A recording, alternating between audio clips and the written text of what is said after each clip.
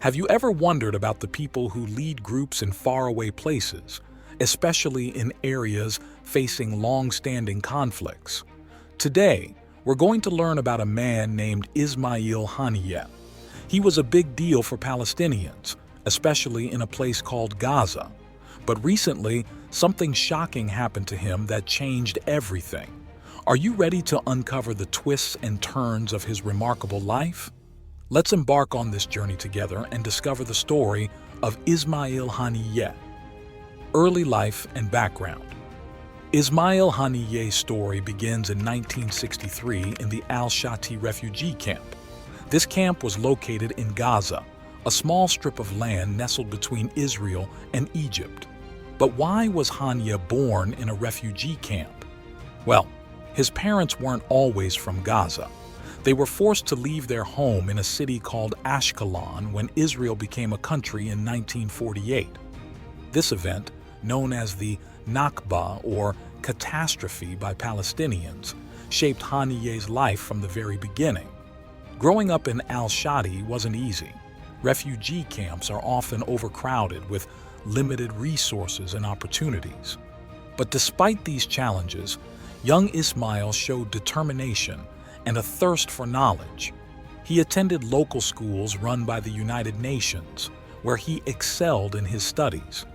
His teachers often praised his intelligence and his ability to overcome the hardships of camp life. As a teenager, Haniyeh witnessed the struggles of his community firsthand. He saw families crowded into small homes, people struggling to find work, and the constant tension with nearby Israeli forces.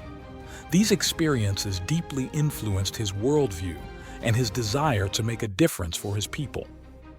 Education and early activism. Haniyeh's hard work in school paid off. He earned a spot at the Islamic University of Gaza, where he studied Arabic literature. This was a big achievement for a refugee camp kid. At university, Haniyeh didn't just focus on his books.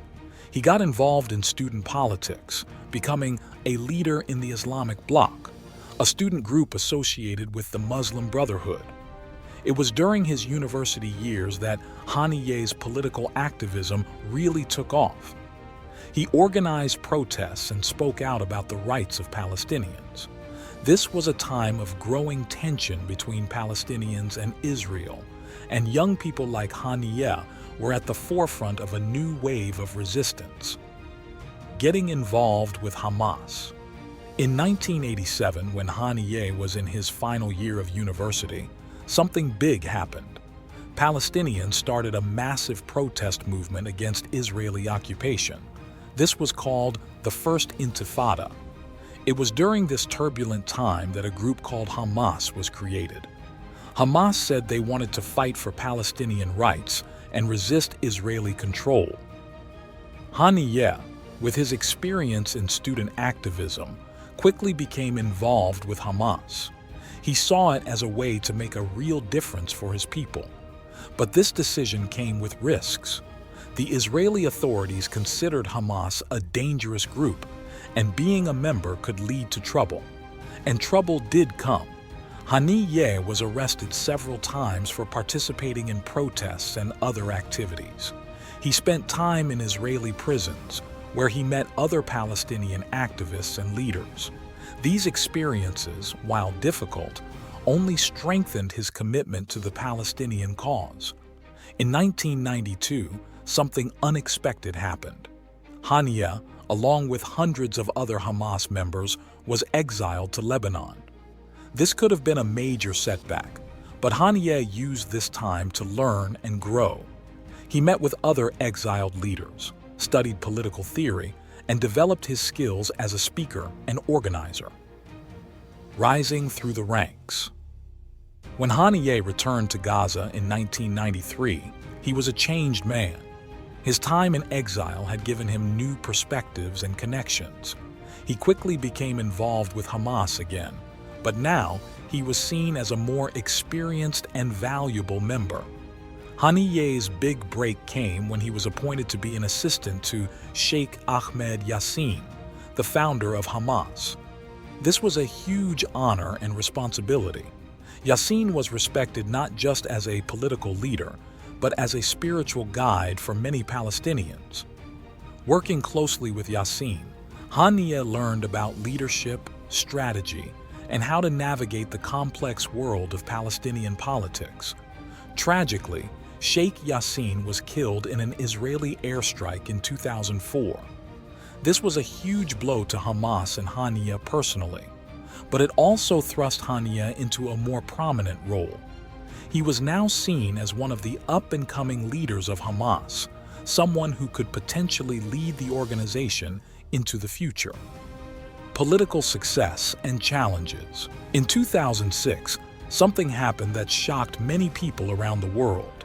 There was an election for the Palestinian Legislative Council, and Hamas decided to participate. To everyone's surprise, Hamas won a majority of the seats. This meant that Hamas, which many countries considered a terrorist organization, was now in charge of the Palestinian government. Ismail Haniyeh became the Prime Minister of the Palestinian Authority. This was a huge achievement for someone who had grown up in a refugee camp. Haniyeh promised to fight corruption, improve services for Palestinians, and continue to stand up for Palestinian rights. But being Prime Minister wasn't easy. Many countries, including the United States and members of the European Union, refused to work with a Hamas-led government. They cut off aid and imposed sanctions. This made it very difficult for Haniyeh to govern effectively or improve the lives of Palestinians as he had hoped. To make matters worse, there were growing tensions between Hamas and Fatah, another Palestinian political group. These tensions eventually led to open conflict. In 2007, Hamas took control of the Gaza Strip, while Fatah remained in charge in the West Bank. This split in Palestinian leadership has continued to this day. Life as a leader in Gaza. As the leader of Hamas in Gaza, Haniyeh faced enormous challenges. Israel and Egypt imposed a blockade on Gaza, severely restricting what could go in or out.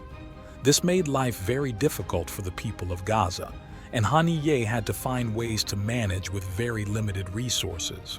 Despite these challenges, Haniyeh tried to improve life in Gaza. He oversaw the construction of new schools and hospitals.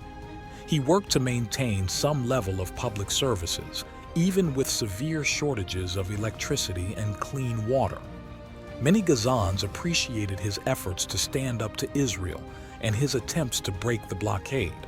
Haniyeh also became known for his speeches and public appearances.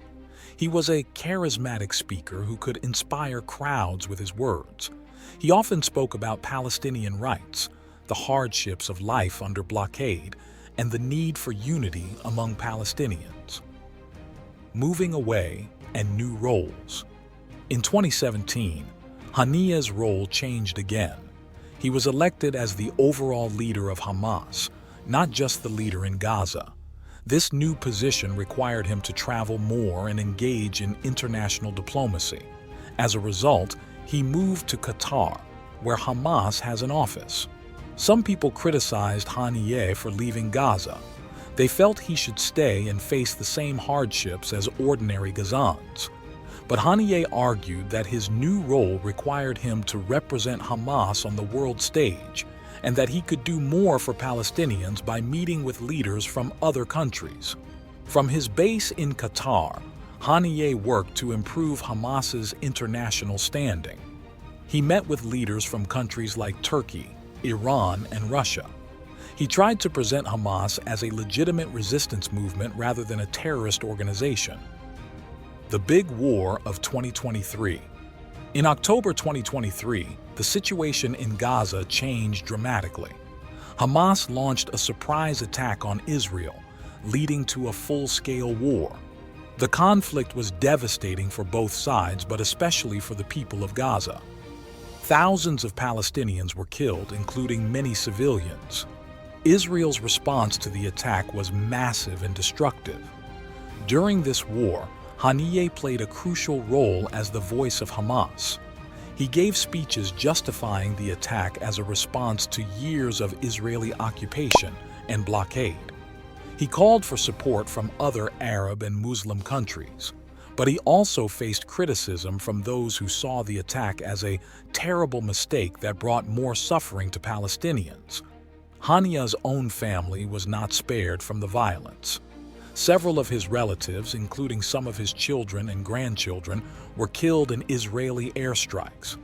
This personal loss added to the weight of leadership he carried during this difficult time. Haniyeh's last days. As the war continued into 2024, Haniyeh intensified his diplomatic efforts. He traveled to several countries, trying to gather support for the Palestinian cause and push for an end to the fighting. In July 2024, he visited Iran, a country that had long supported Hamas. But on July 31st, 2024, something shocking happened. While in Tehran, the capital of Iran, Ismail Haniyeh was killed.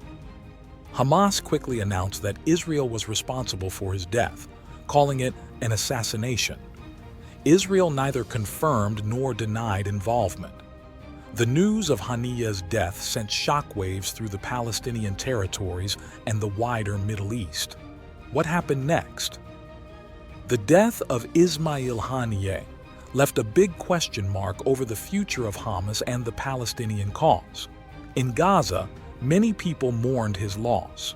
They saw him as a leader who had risen from humble beginnings to fight for their rights on the world stage. Some hoped that Haniyeh's death might lead to a ceasefire or even peace talks. They thought that without his strong leadership, Hamas might be more willing to negotiate. Others feared that his death would lead to even more violence, as Hamas sought revenge. In the days following Haniyeh's death, there were protests and demonstrations across Gaza and the West Bank. People expressed their anger and grief, but also their determination to continue the struggle for Palestinian rights. Haniyeh's legacy. So, how will Ismail Haniyeh be remembered? It's a complex question with no easy answers. To many Palestinians, especially in Gaza, he was a hero.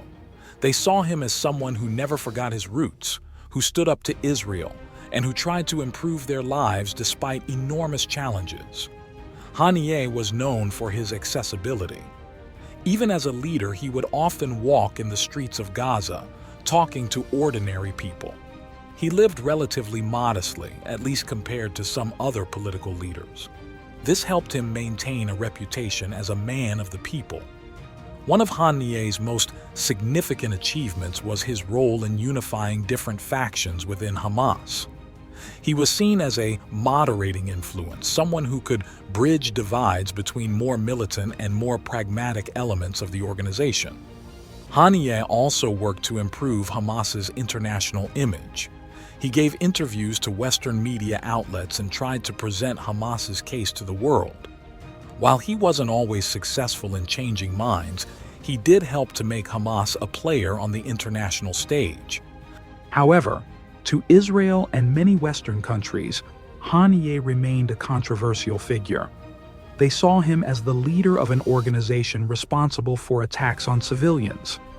His refusal to recognize Israel's right to exist was a major stumbling block in any peace efforts. What we can learn. Ismail Haniyeh's life story shows us how complex and challenging leadership can be, especially in areas of conflict. He rose from a refugee camp to become one of the most important Palestinian leaders of his generation. His journey tells us a lot about the Palestinian experience and the ongoing struggles in the Middle East. Haniyeh's story also reminds us that leaders are human beings with their own hopes, fears, and families. Even as he led Hamas, he experienced personal losses and faced difficult decisions that affected millions of people. Perhaps most importantly, Haniyeh's life and death highlight the ongoing challenges facing Palestinians and Israelis. The conflict he was part of continues, and finding a peaceful solution remains as difficult as ever. Ismail Haniyeh's life was a journey from a refugee camp to the leadership of one of the most prominent Palestinian organizations. His sudden death in Iran marked the end of an era in Palestinian politics and left many questions about the future. As we finish this exploration of Ismail Haniyeh's life, what do you think about his story?